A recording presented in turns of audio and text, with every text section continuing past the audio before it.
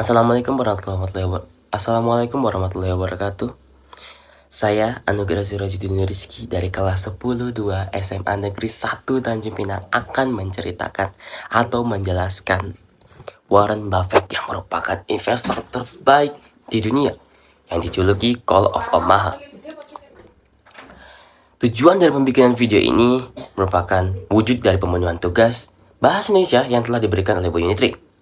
Sosok Warren Buffett merupakan sosok yang sangat unik, di mana ia tidak pernah merasakan betapa ironisnya dompet kering yang sering banget saya rasakan. Namun, dengan seperti itu, Warren Buffett merupakan orang yang sangat hemat, di mana ia tidak pernah menggunakan HP smartphone. Dia lebih memilih menggunakan HP flipnya dia, yang merek Nokia, bukan HP flip merek Samsung. Dan juga dia tidak pernah menghabiskan uang lebih dari 3,17 US dollar untuk makan siangnya. Namun, orang sering sekali menghabiskan uang jutaan dolar hanya demi bisa makan siang bersamanya. Oke, tanpa bertele-tele lagi, tanpa berlama-lama lagi, langsung saja kita bahas Warren Buffett. Warren Edward Buffett. Warren Edward Buffett lahir pada 30 Agustus 1930 di Omaha, Nebraska, Amerika Serikat dari pasangan Howard dan Layla. Ia merupakan anak kedua dari 3 bersaudara. Ayahnya merupakan anggota Kongres dan juga seorang broker semasa sekolahnya. Pada masa sekolah pula, Buffett sudah mulai berinvestasi pada pasar saham. Ia membeli 3 lembar saham City Service untuk pertama kalinya. Ia membeli saham pertama itu pada usia 11 tahun. Dan sejak usia 14 tahun, ia sudah berinvestasi di perusahaan ayahnya. Tidak hanya itu, dengan uang tabungannya sebesar 1.200 US dollar, ia membeli 16 hektar lahan pertanian untuk disewakan. Dan pada usia 19 tahun, ia sudah memiliki penghasilan tetap sebesar 175 US dollar per bulan. Itu setara dengan 2.554 US dollar di tahun 2020. Dan jika dikalikan dengan kurs 14 rupiah, itu setara dengan 35.756.000. Dengar cerita seperti ini, jadi kepikiran buat ngebangun bisnis ya.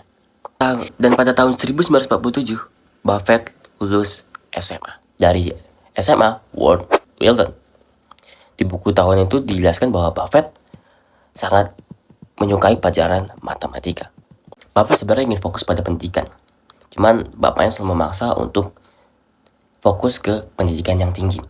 Sehingga pada akhirnya Buffett pun mendaftar di Wharton School of University of Pennsylvania. Dan ia setelah 2 tahun dia berkuliah di sana, dia transfer ke University of Nebraska. Dan pada usia 19 tahun dia lulus dan mendapat gelar sarjana Science of Administrasi Bisnis. Kemudian dia mendaftar di Harvard Business School. Cuman di Harvard Business School dia ditolak. Sehingga akhirnya dia pun mendengar bahwa Benjamin Graham mengajar di Columbia Business School. Sehingga dia mencoba mendaftar di sana. Dan pada akhirnya Buffett mendapat gelar Master of Science in Economy pada tahun 1991. Setelah itu ia melanjutkan pendidikannya di New York Institute of Finance. Oh ya, Benjamin Graham itu bagi yang belum tahu, dia merupakan seorang ekonomi profesor ekonomi dan juga investor yang baik pasti. Setelah menempuh pendidikan, Buffett melanjutkan di perusahaan ayahnya sembari mengambil kursus public speaking. Berkat ia belajar kursus tersebut, ia mampu mengajar di kelas malam di University of Nebraska, yang rata-rata usianya 2 kali lipat pada usianya pada saat itu. Dan pada tahun 1952, Buffett menikah dengan Susan Buffett. Setahun selanjutnya, putri pertamanya lahir yang dinamai Susan Ellis. Dan pada tahun 1954, anak keduanya lahir yang ia namai Howard Graham. Gabungan dari nama ayahnya dan juga nama idolanya, yaitu Benjamin Graham. Selanjutnya kita bakal ngebahas pencapaian-pencapaian yang Buffett telah dapatkan. Pada tahun 2008, Warren Buffett menjadi orang terkaya di dunia versi Forbes dengan total kekayaan 62 miliar US dollar yang mengalahkan Bill Gates yang sudah 13 tahun berada di posisi puncak.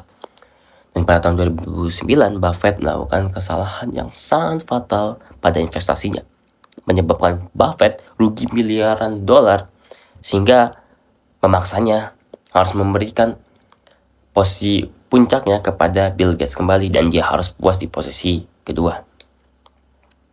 Pada 30 Agustus 2020, ia merayakan ulang tahun yang ke-90. Dan per tanggal 11 November 2020, dia merupakan orang terkaya nomor 4 dunia dengan total kekayaan 80 miliar US dollar. Sekian dari saya, Anugerah Sirudin Rizky. Kekurangannya saya mohon maaf dan bisa dikoreksi. Sekian dari saya. Wassalamualaikum warahmatullahi wabarakatuh.